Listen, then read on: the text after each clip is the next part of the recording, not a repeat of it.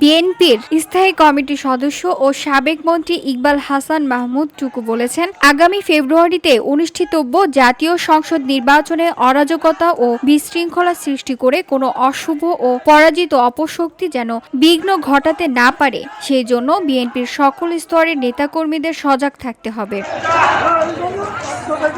সোমবার বিকেলে সিরাজগঞ্জের ইসলামিয়া সরকারি কলেজ মাঠে বিএনপির ৪৭তম প্রতিষ্ঠা বার্ষিকী উপলক্ষে জেলা বিএনপির বর্ণিল আনন্দ মিছিল উদ্বোধন করে প্রধান অতিথির বক্তব্যে তিনি এসব কথা বলেন। টুকু আরও বলেন, শহীদ রাষ্ট্রপতি জিয়াউর রহমান বিএনপি প্রতিষ্ঠা করে নেতাকর্মীদের শিখিয়েছে সুশৃঙ্খলভাবে দেশের সব শ্রেণী পেশার মানুষের নিরাপত্তা নিশ্চিত করে একটি সুখী সমৃদ্ধ বাংলাদেশ গড়ে তুলতে হবে।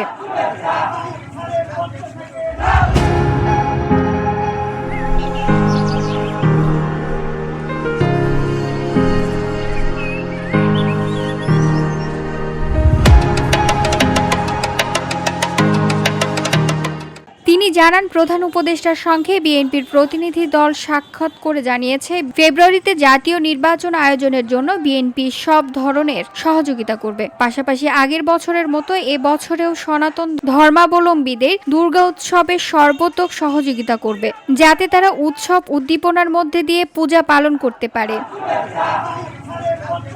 পরে জেলা বিএনপির সভাপতি ও সাবেক সংসদ সদস্য রুমানা মাহমুদ এবং সাধারণ সম্পাদক মোহাম্মদ সাইদুর রহমান বাচ্চুর নেতৃত্বে আনন্দ মিছিল বের হয়। খোলা ট্রাকে দাঁড়িয়ে এতে অংশ নেয় স্থায়ী কমিটির সদস্য টুকু।